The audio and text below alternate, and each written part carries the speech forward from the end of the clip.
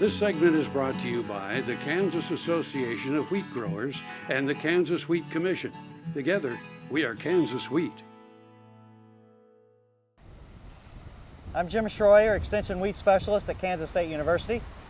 And I'm Erick DeWolf, Extension Plant Pathologist for Kansas State University. And joining us today is also Dustin Deisher, who's a graduate research assistant working with me in the plant pathology department there at Kansas State University. We're in McPherson County today, and while we don't normally think of Wheat Streak Mosaic being a major problem, a serious problem year in and year out, it's more like leaf rust and stripe rust and barley yellow dwarf mosaic virus. Wheat streak is more, we think of that more in western Kansas, but boy, the last few years we've had some pretty good, some pretty bad symptoms of damage with wheat streak in the central and southeast part of the state. That's right. We certainly have had some major outbreaks of Wheat Streak Mosaic right here in McPherson County, Saline County, just north of here, where we're at today. But and usually that Wheat Streak Mosaic is associated with volunteer wheat. And one of the things that we're interested in is in our laboratory is trying to predict what are the situations that really release those epidemics or outbreaks of Wheat Streak Mosaic. And Dustin's project in particular is trying to develop some of those predictive models. And what are some of the things that you found in the early stages of your research that look like good indicators of when we might have problems with Wheat Streak Mosaic? Well, we're most concerned when we have kind of cool summers that allow a green bridge for the wheat curl mite, which vectors Wheat Streak Mosaic. So this green bridge allows, during the cool summers, allows them to find a good host. And we're also concerned with warm, wet falls that are also favoring mites and mite movements to harbor the virus. That's right. So I think that's really the key there, is that volunteer wheat is going to be one of the key hosts. As Dustin has indicated, that's often what we call a green bridge.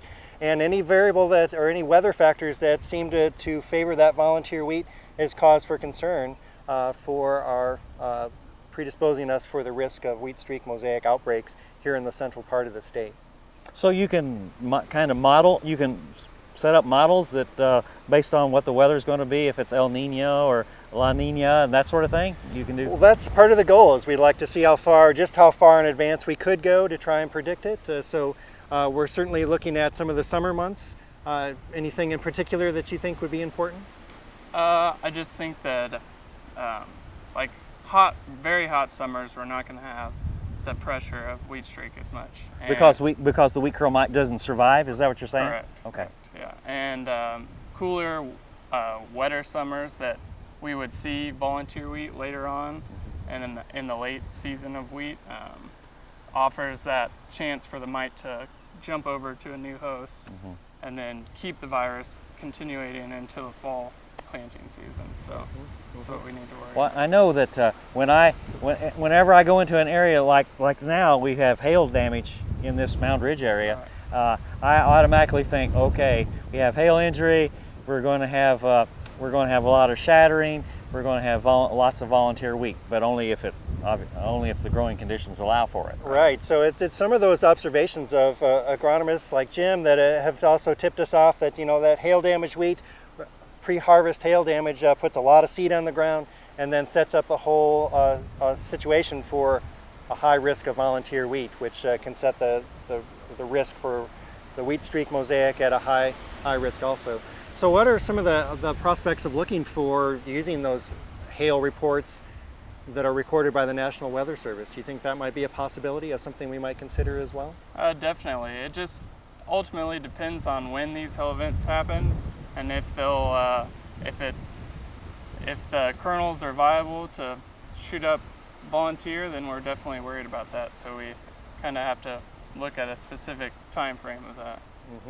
So how long after flowering does it take before wheat seeds become viable? I mean, is the hail that happened here 7 days ago? As he was talking about that, I was just thinking, was this hail that we had a week or so ago, was it too early to cause some problems leading to shattering and volunteer wheat?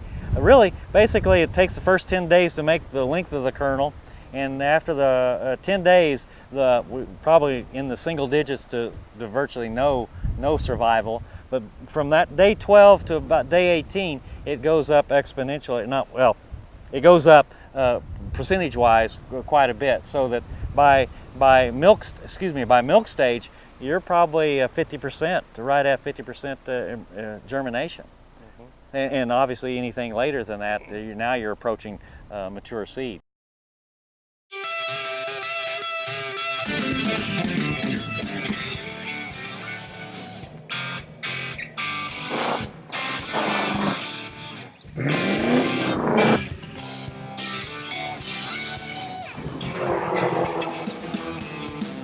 This is the fast track to more jobs and America's energy independence. Advanced performance is here, now. Biodiesel, America's advanced biofuel.